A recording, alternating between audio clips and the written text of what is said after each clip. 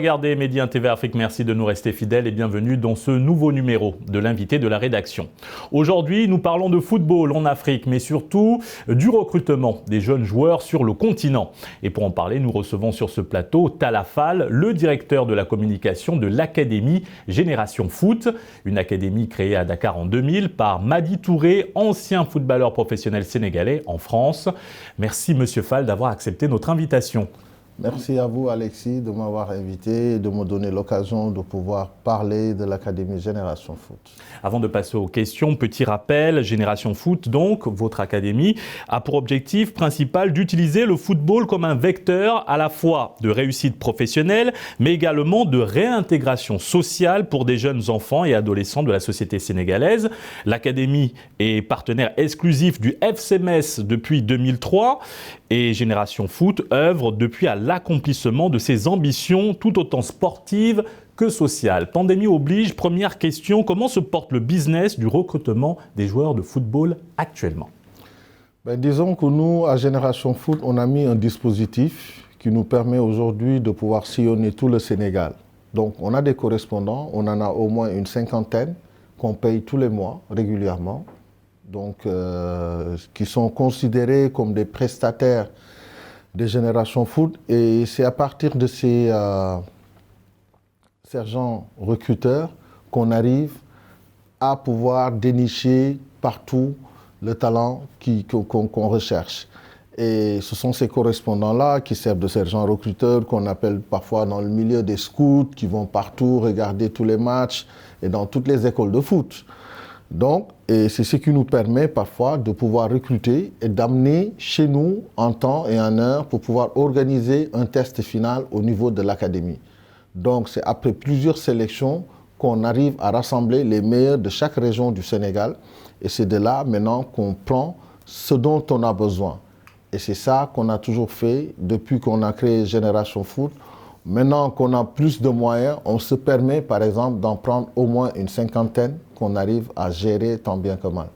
Monsieur Fall, dans l'univers du football, des changements ont été notés depuis l'apparition du coronavirus à l'échelle planétaire pour s'adapter à la situation de crise sanitaire. Est-ce que c'est le cas pour le milieu du recrutement de joueurs? Disons qu'à un moment donné, au Sénégal, comme on l'a tous vécu, on avait vu qu'il n'y avait pas vraiment d'alarme, par exemple, pour pouvoir stopper les jeunes de ne pas pouvoir pratiquer leur sport. Peut-être que dans les grandes villes comme Dakar, où à un moment donné, on avait refusé tous les rassemblements. Mais on a constaté quand même qu'au niveau des régions, les garçons continuaient à jouer. Bon, mais c'était des jeunes, donc ils étaient asymptomatiques pour certains, donc ils étaient moins dangereux. Mais aujourd'hui, on a compris que ce sont ces jeunes asymptomatiques qui transmettent plutôt le virus. Mais n'empêche qu'on a pu, au-delà, avoir des repères par rapport à certains de nos correspondants qui nous ont signalé des garçons. Mais quand même, pour le respect de la situation sanitaire dans ce pays-là, on a préféré mettre la pédale douce. Donc, ce qui fait que cette année, franchement, on n'a pas pu rassembler le maximum de joueurs.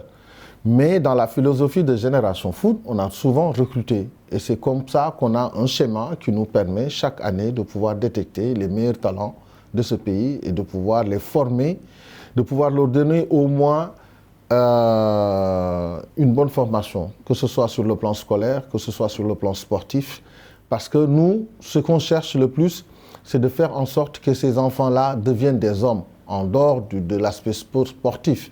Ils peuvent devenir de bons joueurs professionnels demain, mais après la carrière professionnelle sportive, maintenant, il y a l'homme qui est là. Et donc, par rapport à ça, on a mis en place un lycée qui nous permet aujourd'hui, par exemple, d'allier sport et études en même temps. Et donc, pour ça, on s'est dit, c'est la meilleure façon, par exemple, d'aider l'État, d'accompagner l'État, parce que l'État ne peut pas tout le temps tout faire dans nos pays. Et c'est par exemple des privés comme Madi Touré qui a eu l'idée de mettre en place ce projet-là et qui est aujourd'hui une réussite sur le plan sportif comme sur le plan scolaire. Parce qu'on a aujourd'hui des bacheliers, On a des garçons qui ont eu le bac cette année. On avait au moins 5 candidats. On en a eu 5 qui ont réussi le bac. Alors, comment arrivez-vous à créer cette alchimie entre sport et études au sein de votre académie Génération Foot? Mais parce qu'on a une bonne organisation au niveau de Génération Foot. On a un lycée qui fonctionne normalement, comme un lycée normal, mais aussi avec l'organisation, avec les entraîneurs, pour pouvoir mettre en place un dispositif qui permet aux garçons de pouvoir s'entraîner et de pouvoir aller à l'école. Comme c'est le cas, le matin, ils vont à l'école. Après, il y a une pause à midi. Ils reprennent à 13h ou 13h30. Après, pour retourner en classe. Et après, il y a les entraîneurs qui attendent sur le terrain pour qu'ils viennent maintenant s'entraîner. Et après cela, il y a des études. Il y a des cours supplémentaires qui sont donnés pour pouvoir au moins leur permettre d'avoir un bon niveau. Grâce à votre académie, plus d'une trentaine de jeunes joueurs formés dans votre centre ont intégré le football professionnel européen et asiatique. Comment s'effectue ce transfert de vos joueurs vers ces clubs-là? Quel est le processus? Disons que, si vous me le permettez, je vais vous faire une petite rétrospective par rapport à ça. Je pense que le président fondateur Madi Touré, il a été sergent recruteur d'abord pour une agence de communication qui était en France. C'est de là qu'il a démarré avant de créer Génération Foot. Et c'est ce qui lui a permis de pouvoir transférer au moins 150 gamins de toutes nationalités confondues. Je peux vous en citer quelques-uns qui ne sont même pas sénégalais, Landry Guémon, le Camerounais qui était à Bordeaux et tant d'autres. Hein.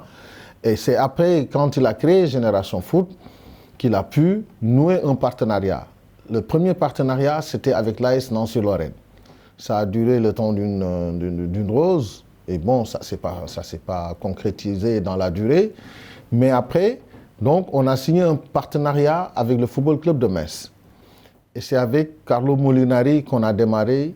Et c'est quand il y a eu un changement dans la réglementation au niveau de la FIFA qu'on interdisait, par exemple, les garçons de partir maintenant avant 18 ans. Et Génération Foot a de très belles réussites à son actif. À titre d'exemple, Ismaïla Assar, Diafra Saro et Sadio Mané, ballons d'or africains, ont été formés à la Génération Foot. Qu'est-ce que ça vous fait aujourd'hui de les voir briller dans les grands clubs européens ou anglais? Il y a un sentiment de satisfaction parce que quand on voit le projet et celui qui a créé le projet Madi Touré, il est parti avec une table et 2 ballons. Aujourd'hui, on a un centre de formation qui accueille 130 joueurs, qui emploie plus de 250 personnes. Et quand on voit le travail qui a été fait en amont jusqu'à maintenant, on peut se dire quand même que quelque part, il y a une réussite. Les jeunes joueurs africains sont-ils bien cotés sur le marché du recrutement à l'international? Je trouve que non. Parfois, on a tendance à les sous-évaluer. Et c'est ce qui me fait le plus mal. Parce que quand on voit un Sadio Mané, quand il est arrivé à Metz, il a fallu que le président Madi s'implique pour leur dire que mais ce garçon-là, c'est un talent pur. C'est comme quand le recrutement de Sadio Mané aussi se faisait au niveau de l'équipe nationale. En 2012, pour les JO de 2012 à Londres, c'est Madi qui avait demandé au feu sélectionneur de recruter Sadio Mané. Et Aliou Cissé était son adjoint à l'époque. Et donc, parfois, on a tendance à sous-évaluer nos joueurs en se disant on a tellement de préjugés sur les joueurs africains que, par exemple, pour les voir éclore rapidement, ça met du temps. Alors, comment améliorer leur attractivité, l'attractivité des joueurs africains pour qu'également leur cachet soit aussi élevé que les cachets des jeunes talents sud-américains, par exemple? Parce que lorsqu'on voit sur le marché du recrutement et des transferts, on voit qu'il y a une grande différence entre les jeunes talents africains et les jeunes joueurs sud-américains. Je pense quand même qu'il faudrait que les dirigeants africains sachent quand même qu'on a des talents. Des talents, on en a. Parce que rien qu'à voir l'exemple le plus patent, c'est Pape Matar Sarr, qui est parti cette année à Metz, qui est devenu titulaire dans cette équipe-là. Il est parti cette année, il a quitté Génération Foot cette année et l'année qui suit, il devient titulaire dans l'équipe de Metz. Donc, c'est pour dire quelque part que si les dirigeants africains comprennent qu'on peut faire en sorte que le garçon qui arrive en France, il devient un produit fini. C'est-à-dire qu'il faudra le préparer techniquement, tactiquement et mentalement, pour qu'ils soient très forts pour affronter la rigueur du football européen. Et une dernière question avant de clore cet entretien. Sur quel continent les joueurs africains sont-ils les plus convoités?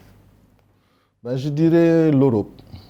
Ouais, le continent européen, parce qu'ils savent au moins qu'à la revente, il y a beaucoup d'argent qui peut tomber.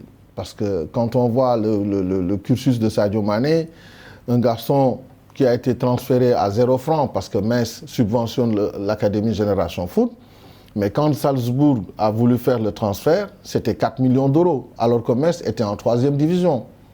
À l'époque, c'était le joueur le plus cher qui a eu à être transféré d'une 3e division en Autriche.